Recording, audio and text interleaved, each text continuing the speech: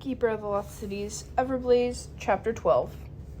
Brant's stark, windowless house was just as bleak as Sophie remembered.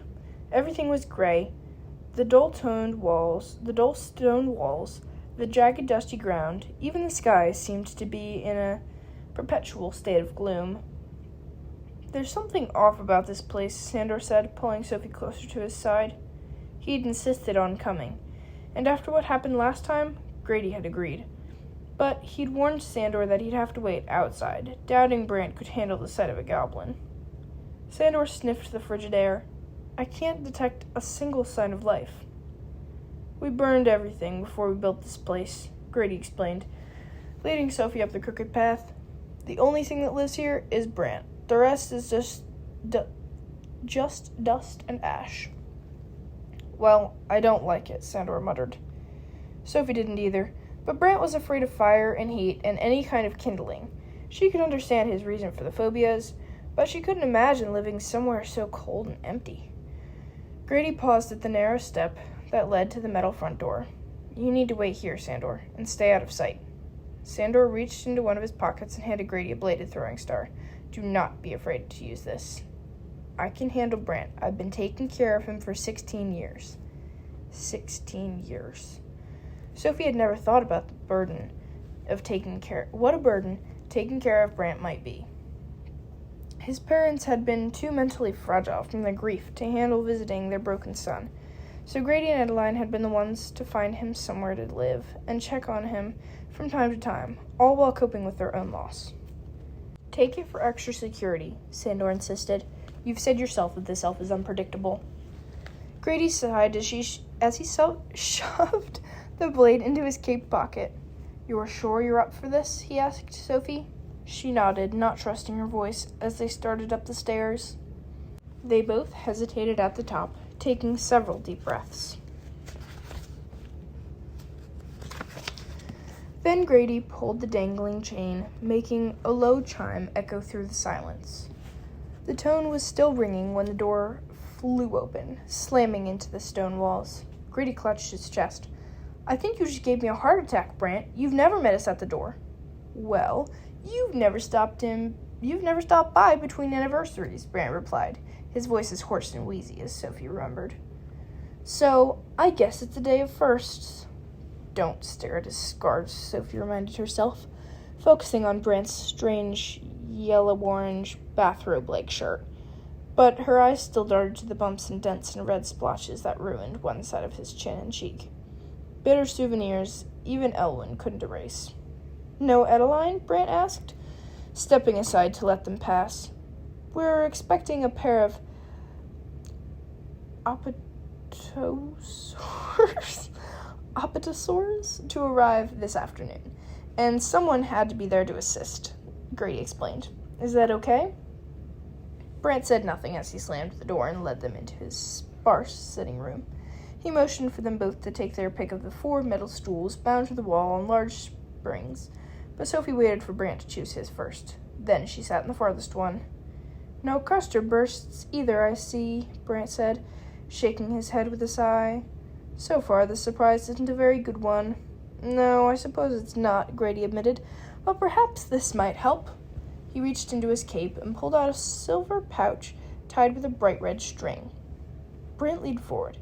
"Is that—" "Yep, a whole bag of indigoobers, just for you." Grady held it out to him, and Brant eyed it for a second, like Sophie's old cat used to, when she first showed him a new toy. He pounced just as quickly, snatching it away and tearing it into his treasure. It took him several seconds to untangle the string, shredding it to bits as he sank into his chair, pulling out a fist-sized blue cluster and shoving it into his mouth. Blue drool trickled down from his lips, and he struggled to chew the oversized mouthful. But that didn't stop him from saying, "I guess this is almost as good, but next time I want custard bursts." "Adeline will have to make a double batch," Grady promised. "And I want more of these, too." Brant shoved another one in his mouth, covering his bottom lip with blue slime. Sophie had no idea what indigoobers were, but she was pretty sure she never wanted to try them. "So, are you going to tell me why you're here?" Brant asked, spraying spittle with each word. Or do I have to guess?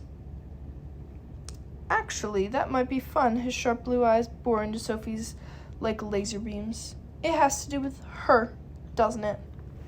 You never made surprise visits before she came along, so what does she want? He rubbed his chin, smearing blue drool into his scars. Sophie had to look away. She studied the room, looking for any clues of how Brant spent his long, lonely days. There were no books or paper, no gadgets or tools, nothing but bare walls and empty space, like a really clean prison. You can't have it, Brant screamed, sending Sophie scrambling to her feet. Grady rushed in front of her, but Brant was backing slowly away. You can't have it, he repeated, sinking to the floor in the corner. It's mine, mine, he said the word over and over, making Sophie realize what he meant. The last time she'd been there, Brant had tackled her and stolen her ruined crest pin. I gave the pin to you, she reminded him. I don't want it back. Mine, Brant agreed, rocking back and forth. Mine, mine, mine. Yes, Brant, it's yours. So can we calm down and get back to why we're really here? Grady asked him. Brant's eyes cleared slowly. Sorry, he mumbled, crawling back to his chair. Carry on. Grady wrapped his arm around Sophie, keeping her at his side as he said, Okay, you know how you get those headaches sometimes? Sophie might be able to find out what's causing them.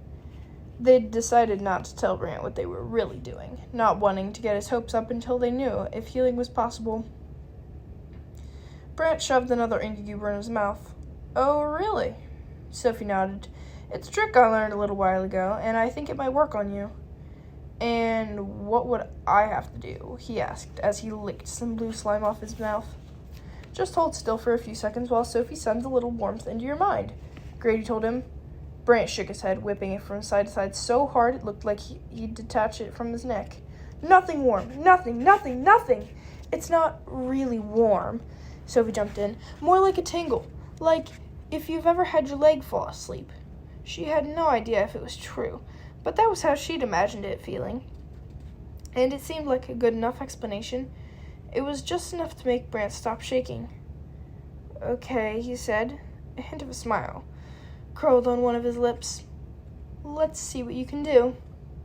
Grady squeezed Sophie's shoulder as she closed her eyes, reaching out her consciousness to feel for Brant's mind. All she could find was heat, a fire inside her head. Sweat beaded on her skin as she stretched her mind further. But no matter how hard she strained, she couldn't break through the wall of flames to make contact. I need to place my hands on your temples, she told Brant. It won't hurt, it will just help me focus the energy. She moved slowly to reach for his temples, like she was going to reach to pet a dog that could bite her hand at any second, but Brant held still, not even flinching when her fingers came to rest on his fever-hot skin. The rush of heat was strong this time, but Sophie was able to shove her way through, collapsing into a suffocating darkness with sharp edges that scratched her mental barriers. She ignored the pain and rallied her concentration, pushing deeper into the mire. A vivid scene rampaged into her mind. Jolie clinging to Brant as a firestorm exploded around them. The force tossed Brant backwards, but Jolie is surrounded, the wild flames strangling tighter and tighter until her face is lost in the smoke and her screams fade to nothing. Stop! Brant screamed, grabbing Sophie's wrist. Pain launched up her arm as she tried to pull free, but she couldn't get away until Grady grabbed Brant and tossed him backwards, slamming him into the wall. Brant crumpled to the floor, pressing his hands over his ears and mumbling, Stop, stop, stop, stop, stop, stop, stop, stop, stop. Are you okay? Grady asked her. Before she could answer, Sandor charged into the room, waving his sword and demanding to know what was going on. Brant covered his face and screamed, You're making it worse, Grady shouted, shoving Sandor right back towards the door. I have everything under control. That's not what it looks like, Sandor's eyes focused on Sophie's wrist. She covered the wound with her hand, but he still insisted. I'm taking Miss Foster with me. No, Sophie told him, relieved at the steadiness in her voice. All her instincts were telling her to run, flee, get far, far away. But she couldn't ignore what she'd seen in Brant's mind. His memory of Jolie's death had been sickening and horrifying, but it had been clear, not scrambled up or shattered, like the broken memories she'd seen. There had to be something left of Brant's consciousness. I can help you, she told Brant, waving Sandor back. As she took a cautious step closer, I can heal you. Heal me? He asked, as Grady gasped. The shadows seemed to crawl deeper into Brant's scars as he uncovered his face and said, "What do you mean, heal me?" "Heal your mind," Sophie said quietly. "Make you better." "Better?" Brant repeated. "How will healing me make me better?" "You'll be able to think clearly again," Grady jumped in. "Go back to normal." "Normal?" Brant screamed. "There is no normal!" He whipped his bag of Indie Goobers at Grady, and one of the clusters splattered Grady's cheek. "Brant, please," Grady said as the goo slid down his face. "If you would just listen."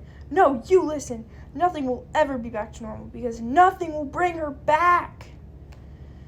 Grady closed his eyes, and his voice was impossibly sad as he said, "I know you miss her.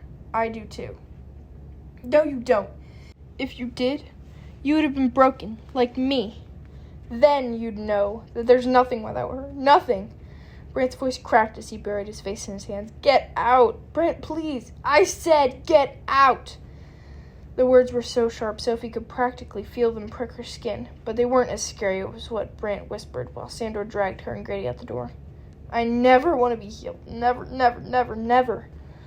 Sophie didn't feel Grady take her hand or the warm light whisk her away. She didn't feel the pain in her wrist, though she was sure that it would hit her when she got home. All she felt were the claws of fear and doubt raging inside her, twisting and tearing and shredding her resolve. Because if Brant didn't want to be healed, Prentice might not either.